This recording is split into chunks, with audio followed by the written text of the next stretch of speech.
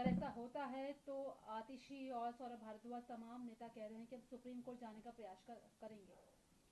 देखिए, जहां तक अरविंद केजरीवाल जी के घर के बाहर का दृश्य है, आज पूरा भारतवर्ष उनके घर के बाहर जो हाई वोल्टेज ड्रामा हो रहा है उसे देख रहा है।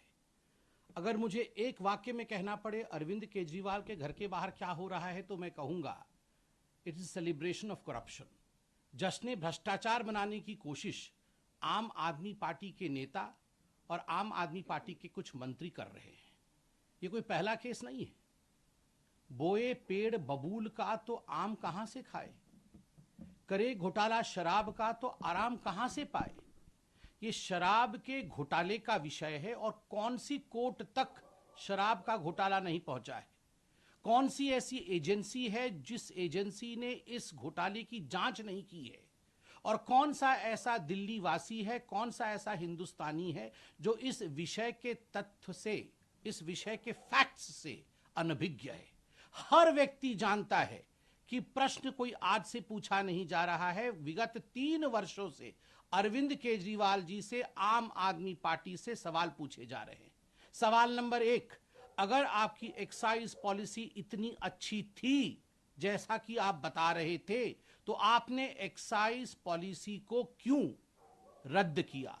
क्यों उसे रद्द किया गया, इसका जवाब आज तक नहीं मिला। आपने कार्टेलाइजेशन शराब के पूरे तंत्र में कैसे आप लेके आ सकते थे? आपकी खुद की एक्साइज डिपार्टमेंट ने आपसे कहा था कि एक्साइज की पॉलिसी उचित नहीं है, शराब का कारोबार सरकार के हाथ में ही रहना चाहिए, प्राइवेटाइजेशन नहीं होना चाहिए। आपने उसे रद्दी के टोकरी में क्यों फेंका? खुद के सरकार के बड़े विभाग द्वारा दिया हुआ जो एडवाइस था उसे क्यों नहीं माना? ब्लैक लिस्टेड कंपनी को आगे बढ़ा करके अपने यारों को, अपने दोस्तों को ठेका देने का काम क्यों किया?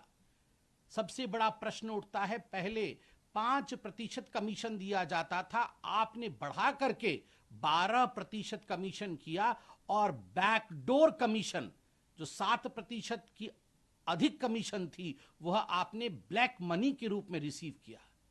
क्या दिल्ली की जनता समझती नहीं है? क्या हिंदुस्तान की जनता इन बारीकियों को जानती नहीं है? विजय नायर कौन था?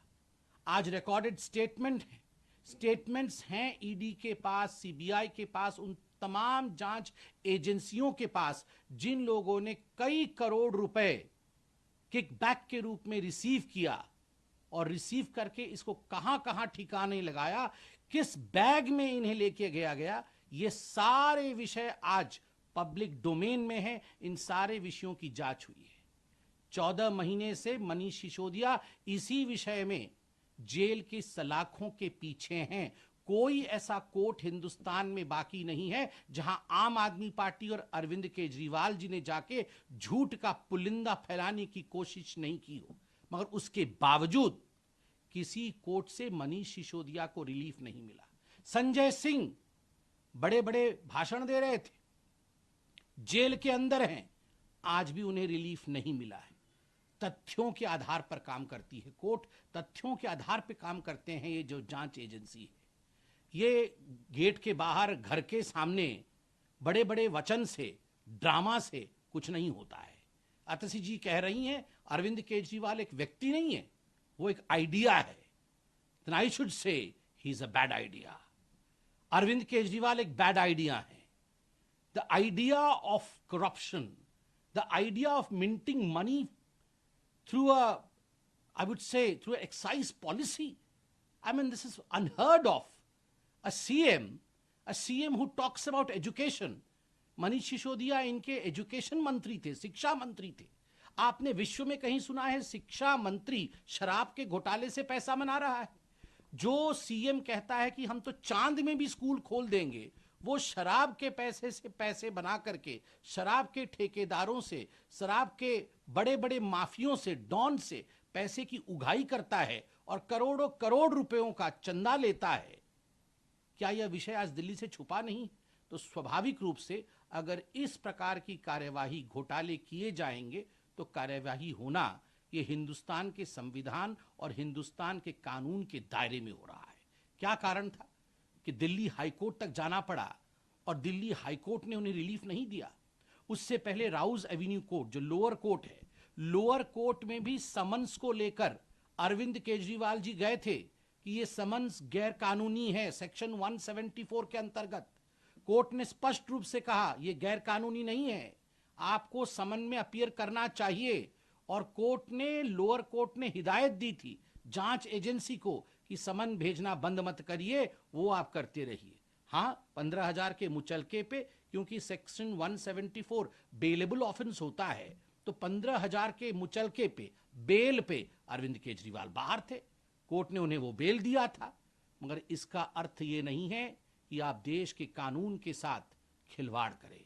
ईडी आपको बुलाए और आप हर बार बहाना बनाएं, कभी विपश्यना का बहाना, तो कभी गवर्नेंस का बहाना, कभी दिवाली का बहाना, कभी प्रदूषण का बहाना, कभी असेंबली चल रहा है उसका बहाना, और आप ईडी तक नहीं आए। आप तो कह रहे थे कि ईडी का जो ये समन है वो इलीगल है, this is all illegal and I should not reply. मगर आप ये कैसे मान जा रहे थे कि अगर ईडी हमारे साथ वर्चुअल मोड के माध्यम से बातचीत करना चाहती है, पूछना चाहती है, तो मैं तैयार हूं। क्यों? अगर वो इलीगल था तो रियल में भी इलीगल है और वर्चुअल में भी इलीगल है। वर्चुअली आप अपीयर हो सकते हैं, रियल में आप अपीयर नहीं होना चाहते। जिसके मन में चोर होता है ना, जो शराब से पैसा बनाता है, जो घोटालेबाज होता है और जो भ्रष्टाचारी होता है, उसका डरना लाजमी है। और डर को छुपाने के लिए ये जो आडंबर किया जा रहा है अरविंद केजरीवाल के घर के बाहर, यह आडंबर आज पूरी हिंदुस्तान देख रही है। जवाब 2024 के चुनावों में हिंदुस्तान की जनता और दिल्ली की जनता देगी। दिल्ली की जनता शराब नहीं चाहती है, दिल्ली की जनता सुशासन चाहती है। इसी पर अरविंद केजरीवाल ने ये भी कहा था कि मैं तभी समन में पेश हो सकता हूं जब ये मुझे एश्योरेंस दिया जाए कि मुझे गिरफ्तार नहीं किया जाएगा, क्योंकि कॉन्स्टिट्यूशनल राइट और संविधान सबके लिए एक ही है। तो कोई वीआईपी अगर ऐसे कमेंट करता है या शर्त रखता है तो आप इसे कैसे समझ रहे हैं? मुझे याद आता है अरविंद केजरीवाल जी ने सन 2013 में जब वो प्रथम बार राजनीति में आ रहे थे, उन्होंने एक ट्वीट किया था कि इस देश में कोई जेल क्यों नहीं जाता, इस देश में किसी के ऊपर कार्यवाही क्यों नहीं होती, ये सारे पॉलिटिशियन खुले क्यों घूम रहे हैं। आप उनके ट्वीट को देखिए, खुद इन्होंने सवाल उठाया था। आज अगर कार्यवाही हो रही है, आज अगर तथ्यों के आधार पर उनसे पूछताछ किया जा रहा है, तो उनको ऐसा क्यों लगता है कि मुझे गिरफ्तार ही कर लिया जाएगा? क्या आपसे कोई एजेंसी पूछताछ करे तो आपके मन में डर आएगा कि आपको गिरफ्तार कर लिया जाएगा? बिल्कुल नहीं आएगा, क्योंकि आप जानती हैं कि आपने किसी प्रकार की गड़बड़ी नहीं की है। जिसके मन में चोर होता है और जो जानता है कि मैंने गड़बड़ी की है, जब उसको पूछताछ के लिए बुलाया जाता है तो उसके मन के पीछे कहीं ना कहीं एक कोने में ये विषय जरूर रहता है कि घोटाला तो मैंने किया है, मैं जाऊंगा तो पकड़ा ही जाऊंगा और मुझे छोड़ा भी नहीं जाएगा।